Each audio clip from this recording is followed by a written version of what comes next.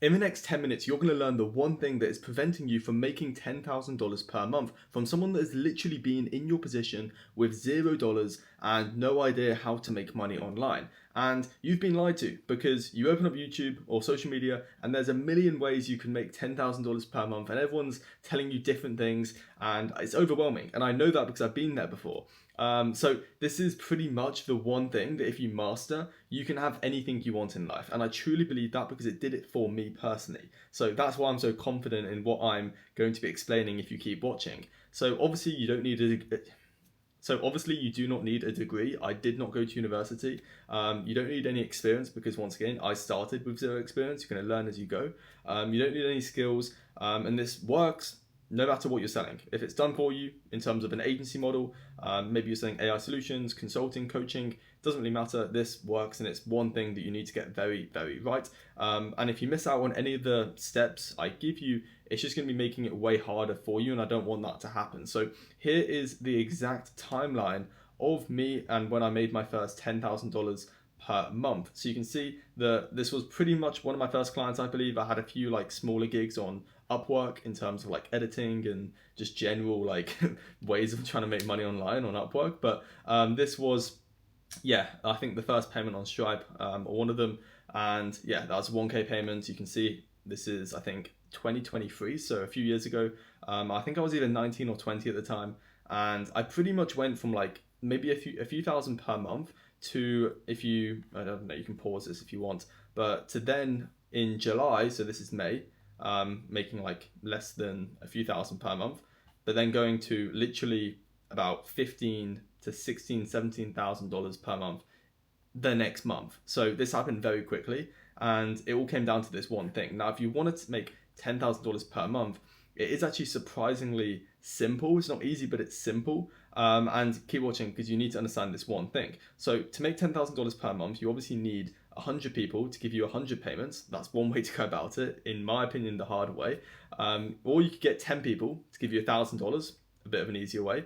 Or maybe you have 5 people giving you $2,000 and one person giving you $10,000. Now, you could choose any of these 4 pricing models. I personally think the 2 middle ones are by far the easiest way to go. So, e.g., people giving you $1,000 and you'll need 10 of those, or getting 5 people to give you $2,000. Now, that's very simple. You know that shit. However, what you don't understand is to get 10 people to give you the $1,000 or 5 people to give you the $2,000, and essentially reverse engineering this to a very first principle standpoint, what you need to have is something that I missed when I first started and it prevented me from making money, and that's called trust. Now, hear me out.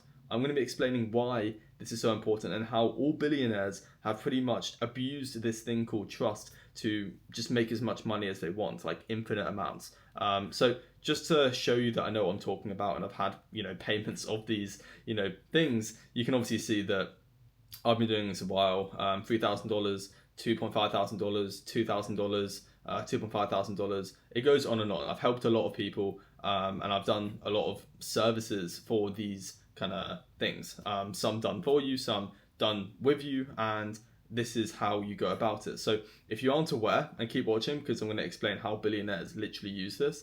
But if you aren't aware, we buy emotionally with the limbic system of the brain, and we justify logically with the prefrontal cortex, which usually develops for males like you probably watching this, up until you're about 25 years old. And just to make this really simple, trust lowers fear signals in the amygdala, which is the limbic part of the brain. And if we look right here, you can have the primary components of the limbic system, and you can see that the amygdala is right here, and trust lowers the actual fear signals. So if the brain doesn't detect risk or danger, it's free to focus on desire, the outcome of what you're going to be selling, which means we can get an emotional yes. And if we get an emotional yes, which happens pretty, easily in my opinion, what we need then is the prefrontal cortex to actually justify that with evidence, and that is where trust, if you do it correctly in the way that I'm going to be explaining it to you, you're going to be able to do this to get money handed to you. And that's how it works. This is literally how it works when it comes to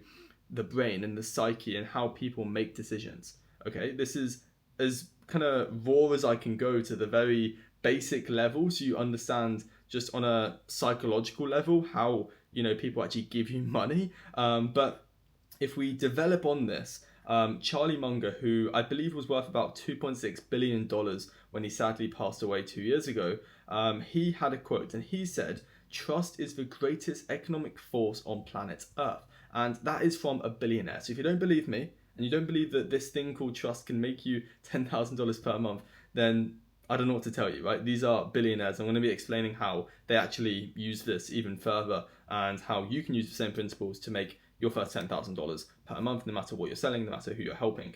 So a founder called David Cerner, who is actually the founder of the Founders podcast, an amazing podcast. I highly recommend you guys to watch it and listen to it. It's on Spotify. But he went to dinner with Charlie Munger, I believe, and I don't know the accuracy of this story, but Warren Buffett, who was Charlie Munger's business partner, essentially got an inquiry about a deal worth about 450 million. It may have been less. It may have been like 200 million. But it was basically about an asset worth billions, and they needed, almost half a billion. And like most people, they would just wait till Monday, get their lawyers to go over the agreement, everything like that. But Buffett and Munger were massive fans of speed, and he just wired him the money, like literally hundreds of millions of dollars without a contract or email, because of trust.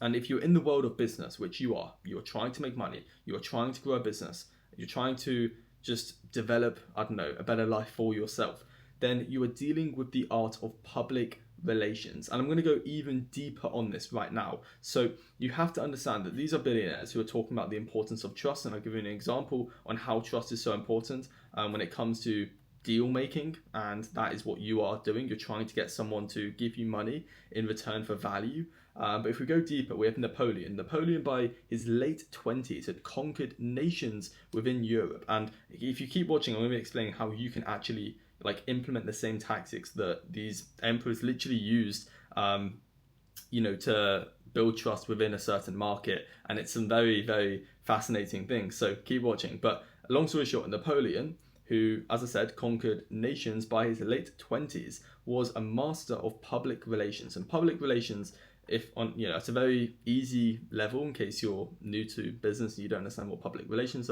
is. So public relations is how people essentially see you and feel about you. So that is what public relations is at a very simple level. It's how people see and feel about you, basically. And it's about you, your brand, and your organization. And we have emperors like Napoleon and Julius Caesar, who were masters at public relations. With Napoleon with his famous hat, which apparently leaves a nice silhouette on the battlefield, which is why he wore it. But more importantly, he had his hand in his actual, I don't even know what you would call that, like his just shirt, for example. And he essentially did this posture to portray how calm and just calm he was as a leader, which is obviously a very important skill set. And we have Julius Caesar right here, who actually put his head on a coin so his face would be in daily circulation in Rome. And these are just very small examples of how they used public relations to influence the masses to be able to get what they want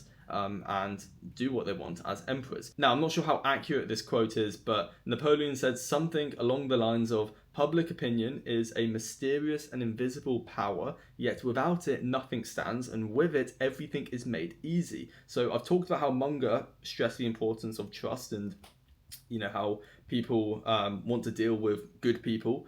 And I'm explaining now how emperors used this to basically get what they want. And he's saying that people's opinion is mysterious and invisible. You can't physically see it.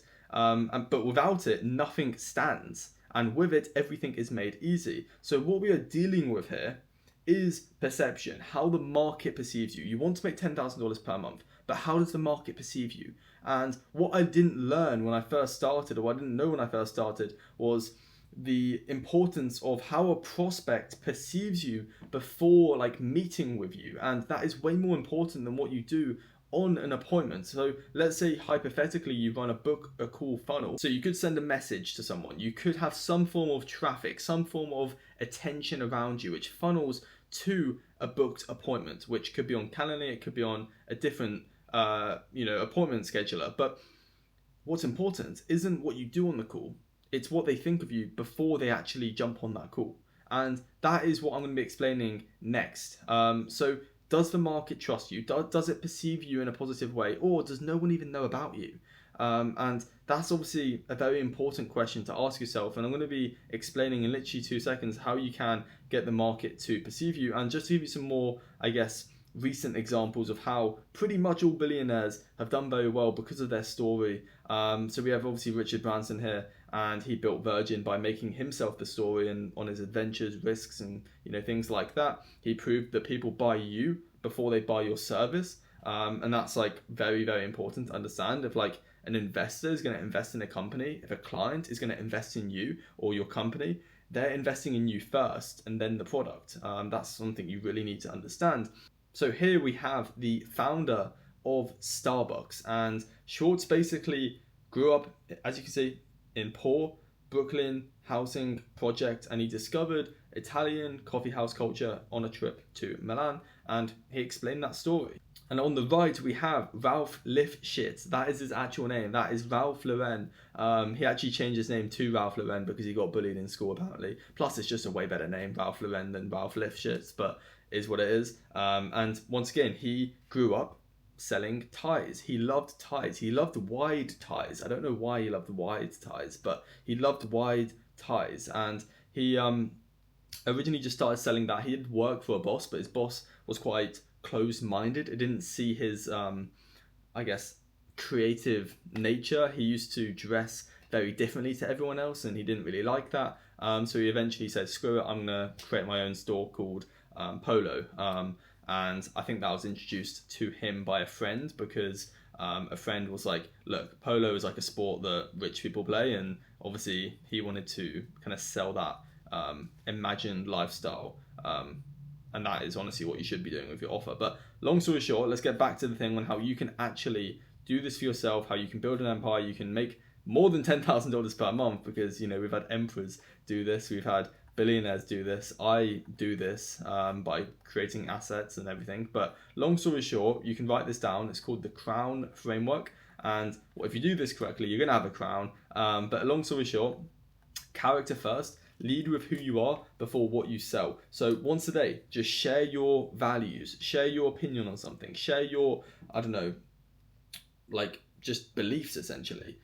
So if you're building like a B2B startup, to give you an actual example, just on X, right? Just share like what you have done today. It's really that simple. Or on Instagram stories or on YouTube community posts, like just share what you are doing and your character. Because if you think about it, if you don't do this, you're going to be competing with everyone else. And there are so many people trying to do exactly what you're trying to do. So by doing this, because there's only one of you, and this is the easiest way to separate yourself from competition, is to be yourself, because there's only one of you. And that's very important. Please understand that. Don't try and be professional. Be unapologetically yourself. And that's something that I'm trying to get better at myself. Next, we have R, which stands for relatable struggle. And this is even more important than sharing the wins, because most people haven't achieved success. Most people haven't got to where they want to be yet, no matter who you're helping. So you, by sharing the bad parts, the days that don't go well, the challenges, the mistakes, how you overcame them, that is more important, because it's where most people are at, meaning they're going to connect with you better. And I think that is such an important thing that most people miss. And Gary Vee stresses the importance of how authenticity is one of the best ways to build a long-term sustainable brand. But hopefully that makes sense about how most people are at the actual struggle stage. So by you sharing it, you're going to be able to connect and actually build a better, tight-knit brand. But next, open the gates. Obviously behind the scenes, build in public, very important. Win in public. You can obviously use, if you don't have any wins yet, you can use positive associations. So notice how I'm using like billionaires, and subconsciously you can kind of associate that with me, especially when you've learned what you're learning. So that's important. Narrative control, also important, I think. I don't know if it was Julius Caesar. He basically wrote news, I think, about himself. I could be wrong about that. You can search it up. It was something like that. He definitely published like articles and shit about himself or something like that. But now you've made it to the end of the video. Congratulations. One thing I do want to stress is that none of this matters. None of what I've shared is important if you don't change your behavior. You change your behavior, and that is how you change your life. If you don't change your behavior, what you've just spent watching is completely useless. So Are you going to implement these things? Are you going to post once a day? Are you going to message prospects and have that as your top of the funnel, and then this be your nurturing and trust building part of your funnel? And it's just so important to get busy. I know how easy it is to just like watch more YouTube videos, but please don't do that. Hopefully you enjoyed this video. Trust is the thing that can get you well past $10,000 per month, and you basically create trust by getting better at public relations, which is how people perceive you. If you do it correctly, you're going to do very well. So yeah, catch you guys in the next video. Subscribe, do whatever you want. If you want to work with me, you can check out the description. Take it easy, guys.